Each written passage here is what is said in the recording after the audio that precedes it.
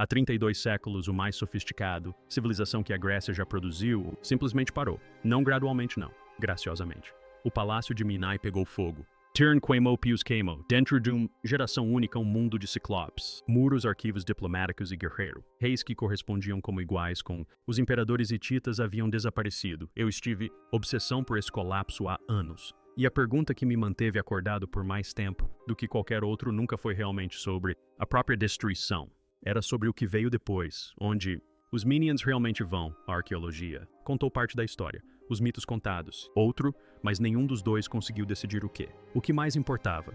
Depois entrou em cena o DNA antigo, a foto, e eu passei um tempo constrangedor. Número de horas diminuindo isso. Um buraco de coelho específico porque a genética revelou que não era um mistério. Tanto resolveu quanto humanizou um mistério. Pessoas rastreáveis, descendentes vivos, uma história que termina não em silêncio, mas em continuação. Para entender o que foi perdido primeiro, precisamos entender o que existia. E o que existia em meados do segundo, o milênio a Cristo foi algo que o mundo nunca tinha visto antes e não veria, novamente por séculos após o seu destruição. Imagine a cidadela de Emis como ela era, por volta de 1300 a.C. Não a ruína desbotada pelo sol que você pode visitar. Hoje, mais um palácio vivo e funcional, complexo. Um megaron em seu centro, muros, coberto por frescas vibrantes, depósitos, repleto de grãos óleo e bronze. Escribas administrativos registrando, tudo em um roteiro que agora chamamos de linear, da forma mais antiga conhecida de grego escrito. Um portão de leão no entrada tão imponente, tão precisa, projetado para que os gregos posteriores o assumissem. Só poderiam ter sido construídos por gigantes. Eles chamavam isso de alvenaria ciclópica porque somente os míticos ciclopes poderiam ter. Eles moveram pedras daquele tamanho. Estavam errados sobre os gigantes, mas eles não eram errados sobre a escala. Mycenae não estava sozinho. Terran estava por perto, provavelmente, funcionando como um centro de comando naval. Suas paredes, em certos pontos, chegam a quase 17 metros. Espesso. Pias no sudoeste. Administrou um reino inteiro a partir de um palácio tão bem preservado que os arqueólogos ainda conseguem decifrar a composição do cômodo. Por inventário de quartos, ladrões e Boeotia controlavam as férteis planícies do centro, Grécia a partir de uma cidadela cujo tesouro, silos de cilindros mantidos importados de Assíria, os reinos Hurrãs, Chipre e o Império Hitita. Atenas ficava atrás de sua própria Ciclope, fortificações já antigas mesmo. Então, estes não eram topos de colinas isolados, fortalezas. Eram nós em um sistema administrativo em funcionamento, cada uma ligada às outras por estradas, projetados para transportar carruagens por comércio, redes que abrangem todo o conhecido mundo, e por meio de uma burocracia compartilhada, cultura que registrava tudo desde remessas de lã para concessões de terras para nomes dos remadores individuais da frota. A dimensão internacional disto, o mundo é algo que eu pessoalmente acho que é a parte mais subestimada de tudo, história. Quando a maioria das pessoas pensa em bronze, na Grécia Antiga eles imaginam algo provinciano, algo primitivo. A realidade era o oposto. Cerâmica de Maia foi encontrado desde a Espanha até a Síria. Registros imperiais e hititas recuperados de o arquivo real em Hattusa no centro. Na Anatólia, os governantes mios são tratados como pares, como irmãos, como grandes reis companheiros. Os faraós egípcios empregavam mianos, mercenários. As cartas de Amarna, 350 tabletes de quiosques, descobertas no Egito, preservam diplomaticamente correspondência entre as grandes potências da época e os gregos de Minas são tecidos por meio dessa rede como participantes, como comerciantes, assim como empreiteiros militares. Um navio foi retirado do fundo do mar. Sudoeste da Turquia, em 1984, o Ulu. O naufrágio do Barun transportava cobre de Chipre e estanho do Afeganistão. Âmbar de o Báltico Marfim da África. Cerâmica da Grécia. Um vaso metade, o mundo conhecido em seu interior, o que continha. Esse sistema em conjunto militarmente era o carruagem, rápida, devastadoramente eficaz, em terreno plano extremamente caro para construir e manter. A carruagem era a tanque da Idade do Bronze, mas também era algo mais do que uma arma. Codificava, transformar energia em uma tecnologia que só estados centralizados ricos podiam arcar com isso. Você precisava de artesãos qualificados e treinados, cavalos guerreiros profissionais e uma economia excedente capaz de sustentar tudo isso, o que significava que o sistema era a carruagem. O sistema também estava protegido, dependia inteiramente disso, e isso criou uma vulnerabilidade. Diretamente na civilização, sofisticação, o estanho necessário para fazer o bronze que, equipados com aqueles exércitos de carros, vieram quase inteiramente do Afeganistão, viajando milhares de quilômetros ao longo de rotas terrestres antes de chegar aos ferreiros da Grécia e da Anatólia. O cobre veio de Chipre. Os grãos foram transportados ao norte do Egito, remova um nó, e o fluxo diminuiu. Removeu vários simultaneamente e o todo. A arquitetura de troca começou a fivela. No final do século XIII, a ponto C, os sinais já estavam lá. O palácio em Pios estava posicionando unidades da guarda costeira ao longo de sua costa e ordenando sacrifícios de emergência. Meus muros se estenderam e uma caverna foi cavada. Irmãs subterrâneas conectadas por túnel para uma nascente distante útil em um cerco. Tyrion fez o mesmo. Estes não eram os projetos de construção de um confiante. A civilização em seu auge. Estes eram os projetos de construção de pessoas que tinham... Comecei a sentir medo de verdade. O mundo que eles construíram, o mais interconectados, os mais prósperos, os mais sofisticado administrativamente. O mundo que a Grécia já conheceu era estando à beira de algo que tinha sem estrutura a antecipar. E dentro de uma geração quase tudo sumiu. É aqui que a história simples começa.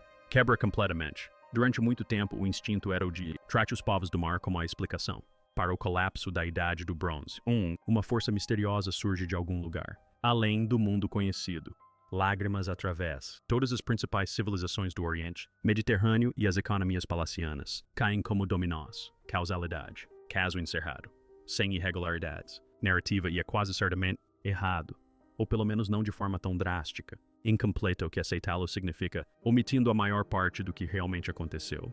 Quanto mais cuidadosos os arqueólogos e os cientistas examinaram as evidências, quanto mais claro se torna que o colapso não foi um golpe único desferido por um único agente. Foi uma cascata, uma falha sistêmica de crises agravadas, chegando mais rápido do que qualquer um deles. Poderiam ser tratados individualmente. E para entender o que é esse sistema, na realidade o fracasso se parecia com... Você tinha começar não com invasores, mas com os clima. A paleoclimatologia adicionou algo no debate sobre o colapso que não quantidade de análises de cerâmica que jamais poderia ser feita. Amostras de pólen extraídas de leitas lacustres. Do outro lado do Mediterrâneo Oriental contam uma história consistente. A partir de aproximadamente 1200 a.T., a região sofreu um período prolongado e grave. Seca. As chuvas diminuíram significativamente em grandes áreas, em muitos lugares onde as plantações sustentavam populações densas. Durante séculos, o solo foi se transformando deserto para reinos montanhosos como os hititas, que já operavam em águas rasas, margens agrícolas em anos bons, já dependentes de remessas de grãos, do Egito, que teve que viajar enormes distâncias a percorrer. As consequências de a quebra prolongada de safras não era economicamente viável. Inconveniente. Eram questões existenciais. Você não pode comandar um exército de carros de guerra ou manter uma burocracia palaciana quando a população está passando fome. E depois há os terremotos. Análises sismológicas de camadas de destruição do século XII a.C. em todo o Mediterrâneo Oriental revelam um notável agrupamento de grandes eventos sísmicos na Grécia, Anatólia, Síria e Levante. Em vários locais, a assinatura da destruição é consistente com danos causados por terremotos e não com incêndios criminosos. As paredes desabaram para dentro. As estruturas desmoronaram da maneira específica que os eventos sísmicos produzem. O Egito fica fora da zona que absorveu esses tremores, o que pode explicar em parte por que, entre as grandes potências da Idade do Bronze, apenas o Egito conseguiu sobreviver enfraquecido, mas intacto, enquanto tudo ao seu redor ruiu. A geografia como destino. O fornecimento de estanho merece uma análise à parte, pois este é um aspecto que tende a ser negligenciado, embora seja absolutamente crucial. O poder militar da Idade do Bronze era literalmente feito de bronze. O bronze exigia estanho. O estanho vinha quase inteiramente do Afeganistão. Quando as rotas terrestres que o transportavam para o oeste foram interrompidas, as consequências se espalharam por todos os exércitos, todas as economias palacianas e todos os sistemas de controle político que dependiam do bronze para funcionar. O ferro existia como alternativa, mas sua fundição exigia temperaturas significativamente mais altas, tornando-o tecnicamente complexo e inicialmente raro. A transição para o ferro que se seguiu ao colapso não foi uma escolha tecnológica feita por inovadores visionários. Foi uma adaptação à escassez. Uma vez dominado, o ferro provou ser o recurso ideal, pois podia ser encontrado em quase todos os lugares, o que significava que o monopólio tecnológico que mantinha as economias palacianas poderosas havia desaparecido para sempre. A dimensão interna do colapso é talvez a peça mais perturbadora do quebra-cabeça.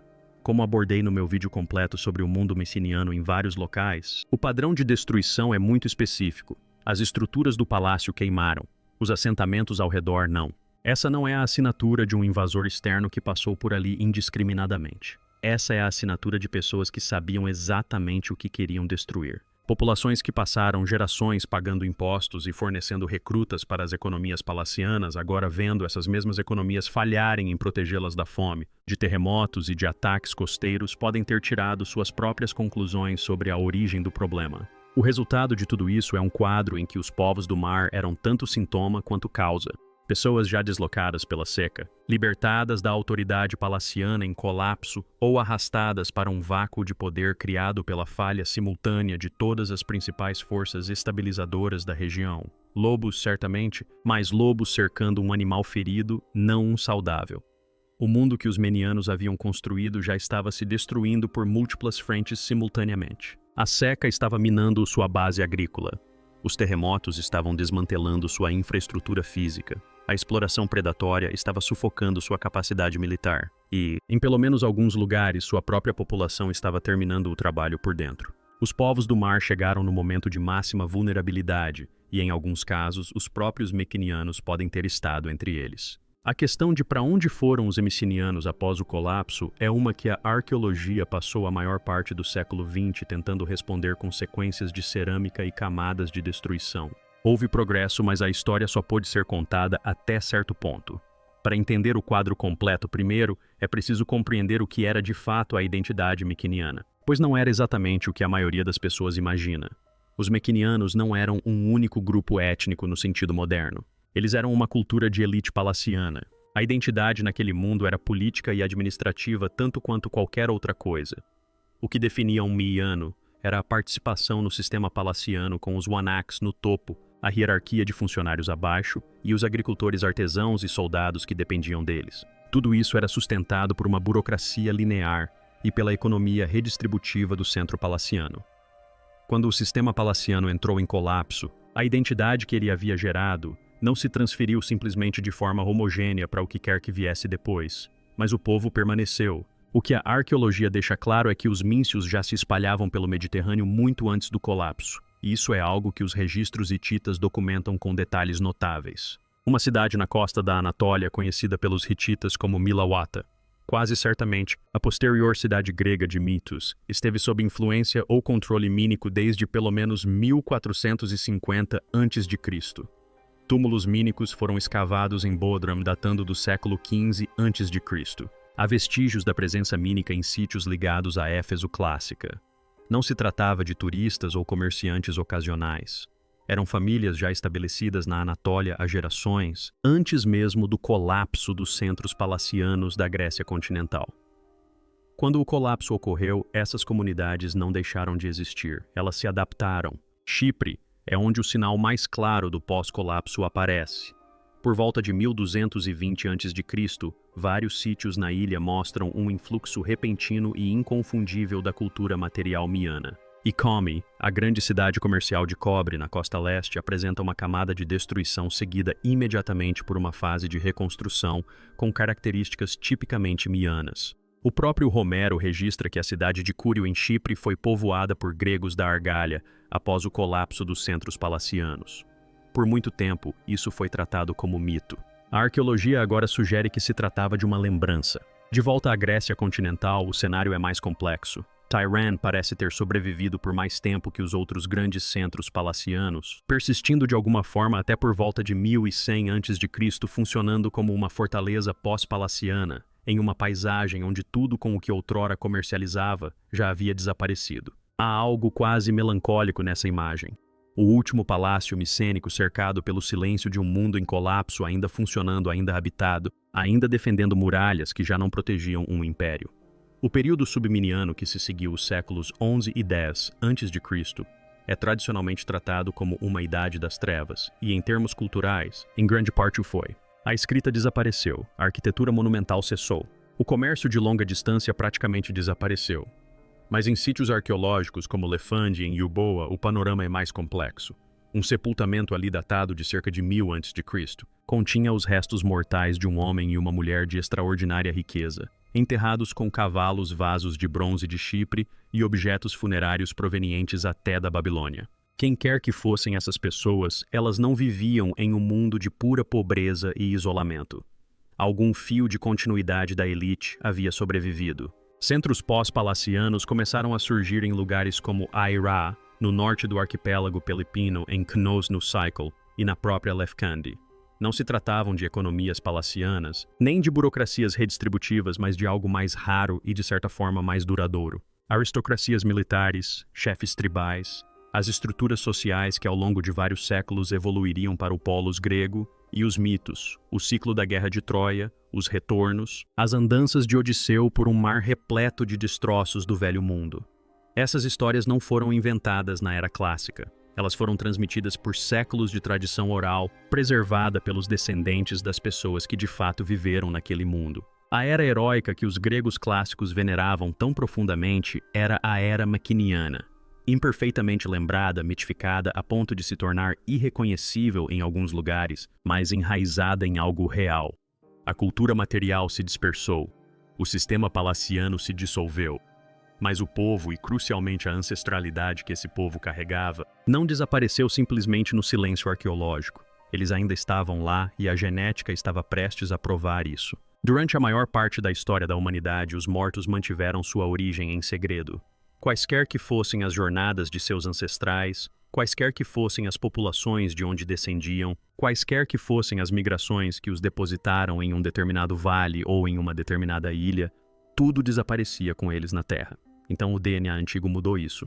Os cientistas aprenderam a extrair e sequenciar material genético de ossos com milhares de anos de dentes e de estruturas do ouvido interno, onde a informação biológica sobrevive por mais tempo. E de repente o passado começou a falar numa linguagem completamente nova. Não a linguagem das camadas de destruição das sequências de cerâmica e dos formatos de capacetes, mas a linguagem da própria biologia. Quando essa linguagem foi aplicada aos maçons, o resultado não foi uma resposta única e clara. Foi algo consideravelmente mais interessante. Os estudos genéticos fundamentais das populações haianas da Idade do Bronze examinaram indivíduos de Mcini-Tyran e outros sítios no continente. O que descobriram foi uma assinatura ancestral específica.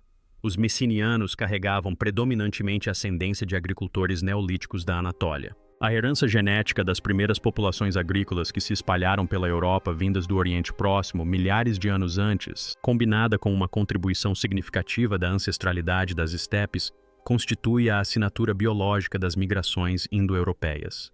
Trata-se dos movimentos de povos das estepes pônticas ao norte do Mar Negro que disseminaram as línguas indo-europeias pela Europa durante o terceiro milênio antes de Cristo. Os maquinianos não eram uma população isolada ou puramente indígena. Eles eram o produto de migrações anteriores sobrepostas umas às outras, exatamente como as evidências arqueológicas e linguísticas sempre indicaram. Então veio a comparação com os manoanos e é aqui que a coisa fica realmente fascinante. Os indivíduos manoanos da região de Creek, na Idade do Bronze, mostraram uma ancestralidade predominantemente neolítica da Anatólia, com pouca ou nenhuma contribuição de ancestrais intermediários, genericamente distintas de seus contemporâneos miquinianos, apesar de séculos de intercâmbio cultural, tradições artísticas compartilhadas e evidências claras de contato político. As duas civilizações que efetivamente definiram a cultura haiana da Idade do Bronze eram populações biologicamente diferentes. Elas convergiram culturalmente, mas permaneceram geneticamente distintas. Esse detalhe por si só revela algo importante sobre o funcionamento do mundo antigo. O sinal do cipreste é onde a história pós-colapso começa a se tornar legível em termos biológicos. Estudos genéticos em indivíduos criados da Idade do Bronze, provenientes de camadas de ocupação pós-colapso, mostram um aumento mensurável na ancestralidade consistente com a origem gigante. A impressão digital biológica da migração que Homero registrou e a arqueologia documentou por meio de sequências de cerâmica agora é visível nos genomas dos próprios povos. Não se trata de interpretação nem de analogia, mas sim de DNA. Antigo real proveniente de indivíduos reais, sepultados em solo criado após 1200 a.C., portadores de ancestralidade que não existia antes. A ligação com os filisteus acrescenta outra dimensão. Como mencionei no meu vídeo sobre os povos do mar, pesquisadores extraíram DNA antigo de indivíduos sepultados nas camadas mais antigas de Ascalon, uma das 5 cidades do assentamento filisteu na costa sul do Levantino. O que eles descobriram foi um sinal claro e inequívoco de ancestralidade europeia e haiana nos sepultamentos filisteus mais antigos. Uma ancestralidade simplesmente ausente na população cananeia que ocupara a mesma região nos séculos anteriores. O argumento arqueológico e o argumento genético apontavam pela primeira vez, simultaneamente na mesma direção. O Pelizete é muito associado pelo meio dos estudiosos ao mundo haiano com base em estilos de cerâmica e tradições arquitetônicas agora carregavam um peso biológico por trás dessa conexão. O que o DNA não mostra é igualmente importante. Não há evidências de uma substituição populacional completa na Grécia continental após o colapso. A assinatura ancestral que definiu os mioínos não desaparece simplesmente do registro. Ela persiste diluída misturada com as populações que chegaram ao longo dos séculos subsequentes, mas ainda rastreável. Indivíduos gregos do período submeniano e do início da Idade do Ferro mostram clara continuidade genética com seus predecessores da Idade do Bronze. A Idade das Trevas foi uma catástrofe civilizacional, não foi um evento de extinção biológica. As pessoas que sobreviveram àqueles séculos de pobreza e isolamento após a queda do sistema palaciano eram, em um sentido genético muito real, descendentes das pessoas que o haviam construído. Essa continuidade é o que reformula toda a história. Os maquinianos não desapareceram, o sistema que eles construíram desapareceu. A cultura que eles criaram se perdeu em grande parte por séculos. Mas eles próprios, os seres humanos biológicos, seus filhos, netos e bisnetos continuaram vivendo na mesma paisagem, cultivando a mesma terra, abrigando-se atrás das mesmas muralhas ciclópicas que seus ancestrais haviam erguido. Mesmo quando o conhecimento de como essas muralhas foram construídas se transformou em mito. O DNA não desvendou o mistério. Ele o humanizou. A história genética não termina na Idade do Bronze. Essa é a parte que considero verdadeiramente extraordinária e que tende a se perder quando se fala de DNA antigo, como se ele só fosse relevante para a compreensão do passado remoto. A assinatura ancestral dos minianos não parou de se espalhar quando os centros palacianos foram destruídos pelo fogo. Ela viajou, se misturou, persistiu e é detectável hoje em populações vivas por todo o Mediterrâneo Oriental, de maneiras que conectam o presente diretamente àquelas muralhas ciclópicas e sepulturas subterrâneas. Comecemos pela Grécia moderna. Estudos genéticos de populações gregas contemporâneas mostram forte continuidade com a ancestralidade haiana da Idade do Bronze. A combinação específica de ancestralidade de agricultores neolíticos da Anatólia e ancestralidade de ancestrais intermediários que definiu os maquinianos não é um artefato histórico guardado em vitrines de museu. É uma herança viva presente em proporções mensuráveis nos genomas de pessoas vivas hoje. O colapso não rompeu esse fio. A Idade das Trevas não o rompeu. Séculos de migrações subsequentes, ocupação romana, transformação bizantina, domínio otomano. Nada disso apagou o substrato subjacente da Idade do Bronze. Diluiu-o, sobrepôs outras ancestralidades, mas o sinal maquiniano persiste sob toda essa história como uma marca d'água. Cypress conta uma versão particularmente clara dessa história. Criaturas modernas carregam uma ancestralidade mista demonstrável que inclui o componente agiano depositado durante as migrações pós-colapso. O movimento que Homero preservou na tradição dos gregos desde o assentamento dos argalídeos na Cúria após o colapso deixou um rastro biológico que sobreviveu a 3.000 anos de história subsequente na ilha. Quando você conversa com alguém em Lima ou Niquicóia, hoje está em um pequeno mas real sentido genético, conversando com um descendente das pessoas que fugiram dos centros palacianos em chamas da Grécia continental e reconstruíram suas vidas naquela ilha rica em cobre na encruzilhada de tudo. A ligação genética levita é talvez a mais impressionante de todas. O sinal genético filisteu, aquele pulso claro de ancestralidade haiana que aparece nos primeiros sepultamentos em Ascalon e nas outras cidades do assentamento filisteu, não desaparece simplesmente nas gerações subsequentes. Ele se atenua diluído ao longo de séculos de integração com as populações cananeias vizinhas e posteriores, mas permanece detectável no conjunto genético regional do Levante Meridional. As pessoas na região de Gaza hoje carregam entre as complexas camadas de sua ancestralidade um fio biológico que remonta ao mundo haiano da Idade do Bronze através do Mediterrâneo. Isso não é uma metáfora, é o que a genética demonstra. A dimensão Anatólia completa o quadro no oeste. A presença maçônica em Mitos Bodrum e outros sítios ao longo da costa da Anatólia deixou vestígios genéticos que se misturaram às populações posteriores da Anatólia Ocidental. Essas populações se tornaram os gregos jônicos dos períodos arcaico e clássico, a civilização que produziu Heráclito, Tales e Heródoto, a tradição intelectual que de muitas maneiras lançou o projeto filosófico ocidental.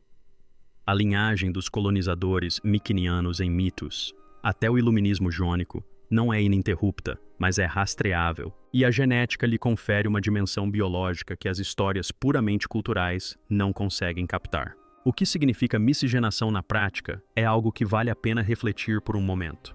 Os maçons não permaneceram uma comunidade biológica isolada, onde quer que se estabelecessem. Assim como os povos do mar em Ashkelon, assim como os migrantes mios em Chipre, eles chegaram, se estabeleceram, casaram-se com as populações locais e em poucas gerações, seus descendentes eram geneticamente indistinguíveis da população regional em geral. A fronteira se dissolveu. A ancestralidade persistiu invisivelmente entrelaçada no tecido genético de comunidades que já não se consideravam mais micênias, que não tinham memória do sistema palaciano, dos arquivos lineares de abelhas ou dos grandes túmulos de tolos, mas carregavam a biologia de tudo isso. De qualquer forma, a Idade das Trevas grega, vista por essa lente genética, parece menos um fim e mais uma submersão. Culturalmente falando, a civilização entrou em um período de clandestinidade. A escrita cessou, os monumentos desapareceram, o comércio de longa distância parou, mas o povo continuou lá. Em grande parte, o mesmo povo carregando a mesma ancestralidade através de séculos de pobreza e fragmentação, até que as condições se tornaram propícias para o ressurgimento da civilização grega no período arcaico. Transformados de forma irreconhecível em alguns aspectos, mas enraizados numa continuidade biológica que nunca se rompeu de fato. Os maçons tornaram-se os gregos. Os gregos se tornaram a base sobre a qual o mundo clássico foi construído. E o mundo clássico se tornou a base sobre a qual, para o bem ou para o mal, o Ocidente moderno foi construído. A linhagem segue ininterrupta desde os túmulos de Poço até os dias atuais. Então, o que tudo isso realmente resolve? O título deste vídeo faz uma afirmação bastante ousada, e quero abordá-la diretamente porque a resposta honesta é mais interessante do que um simples sim ou não. O DNA antigo não nos deu uma explicação completa para o colapso da Idade do Bronze. Nenhuma ferramenta sozinha pode fazer isso. E qualquer um que diga o contrário está tentando vender algo. O colapso foi uma cascata, como vimos com a falha composta do clima das cadeias de suprimentos da atividade sísmica, de revoltas internas e de pressões externas, todas ocorrendo simultaneamente em um sistema interconectado demais e frágil demais para absorver o choque. Esse quadro foi construído a partir da paleoclimatologia, sismologia, arqueologia, epigrafia e agora da genética, trabalhando em conjunto ao longo de décadas. O DNA é uma peça crucial de um quebra-cabeça muito maior. Mas o que a genética resolveu de forma permanente e decisiva é a questão que dá título a este vídeo. Os maquinianos não desapareceram. Isso agora está resolvido. Não como uma hipótese de trabalho, não como a interpretação mais plausível de evidências ambíguas, mas como uma conclusão apoiada por dados biológicos extraídos dos próprios indivíduos. A assinatura ancestral que definiu a Idade do Bronze. As populações mequinianas persistiram até os indivíduos subemicinianos nos gregos da Idade do Ferro inicial, nas populações do período clássico, nos gregos modernos, nos criatos e nas comunidades do Levante e da Anatólia Ocidental. O fio condutor nunca foi cortado. Ele apenas foi obscurecido e enterrado sob séculos de colapso e fragmentação cultural, aguardando as ferramentas para torná-lo visível novamente. O que o DNA confirmou e que a arqueologia há muito suspeitava merece ser detalhado. As migrações pós-colapso para Chipre foram movimentos populacionais reais, não apenas a disseminação de estilos de cerâmica ou influência artística. A conexão filisteia com o mundo haiano agora possui peso biológico e não apenas argumentos tipológicos sobre paralelos cerâmicos. A continuidade da submissão na Grécia continental foi uma genuína continuidade demográfica, não apenas conservadorismo cultural entre uma população substituída. Essas eram conclusões para as quais arqueólogos meticulosos vinham argumentando há décadas. A genética não refutou esse trabalho. Ela o confirmou e lhe conferiu uma precisão que a análise da cultura material por si só jamais conseguiria alcançar. O que permanece genuinamente incerto é igualmente importante reconhecermos com honestidade.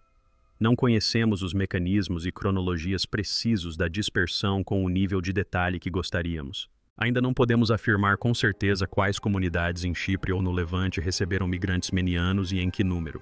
Não sabemos se figuras específicas da tradição mitológica como Agamenon, Odisseu e Nestor correspondem a indivíduos históricos reais, ou se são memórias compostas de um tipo de governante em vez de uma pessoa específica. A extensão da autoridade política dos menianos fora das regiões centrais do palácio permanece controversa. Essas não são questões que as evidências genéticas atuais podem responder, e estudos futuros inevitavelmente irão complicar e refinar o quadro que temos agora. Mas aqui está o ponto principal, e creio que seja o mais importante que este vídeo tentou abordar. O DNA mudou a questão fundamental. Durante a maior parte da história dos estudos sobre a Idade do Bronze, os Menianos foram tratados como uma civilização que chegou ao fim. O colapso foi o ponto final. Tudo o que veio depois era algo novo, algo diferente, algo que precisava ser explicado como um novo começo e não como uma continuação. As evidências genéticas eliminam completamente essa perspectiva. E isso substitui a questão de para onde foram os Maquinianos como se fossem uma população que precisava ir para algum lugar específico para não desaparecer, pelo reconhecimento de que eles nunca foram para lugar nenhum. Eles já estavam em todos os lugares onde precisavam estar. No solo, nos descendentes vivos das comunidades que os absorveram, no patrimônio genético de uma região que eles ajudaram a moldar por séculos antes dos palácios serem incendiados. Essa reformulação não é algo trivial. Ela muda a forma como você interpreta a Idade das Trevas. Isso muda a forma como você entende o Renascimento arcaico, aquela notável explosão de energia cultural nos séculos XV e VII a.C., quando a Grécia efetivamente se reinventou. Muda a forma como você pensa sobre a relação entre o mundo miquiniano e o mundo clássico que venerava sua memória. Eles não foram separados por uma morte e renascimentos civilizacionais. Estavam conectados por uma continuidade biológica que persistiu através da escuridão. O sistema palaciano chegou ao fim, a burocracia chegou ao fim, a rede de comércio de longa distância chegou ao fim. A escrita cessou por um tempo, mas o povo que construiu tudo isso continuou vivendo, continuou cultivando, continuou navegando, continuou lembrando da maneira imperfeita que a tradição oral preserva e continuou transmitindo sua ancestralidade para um futuro que jamais poderiam ter imaginado. Isso não é um mistério resolvido, é algo melhor. É uma conexão estabelecida. As pedras de Mini ainda estão lá. As muralhas ciclópicas, os túmulos de tolo com mísulas, o portão do leão com seu relevo esculpido presidindo uma entrada que já não guarda nada. Durante 3.000 anos, o povo que os construiu praticamente desapareceu. Sua língua se perdeu, seu sistema palaciano foi desmantelado, seus nomes sobreviveram apenas em mitos. O DNA mudou isso, não respondendo a todas as perguntas, mas estabelecendo o que realmente importa a continuidade. Os Maquinianos não morreram no final da Idade do Bronze. Eles se dispersaram, integraram-se, adaptaram-se e tornaram-se a base sobre a qual tudo o que se seguiu foi construído. Os reis guerreiros que se ergueram naquelas muralhas contemplavam um mundo que jamais poderiam ter imaginado perder.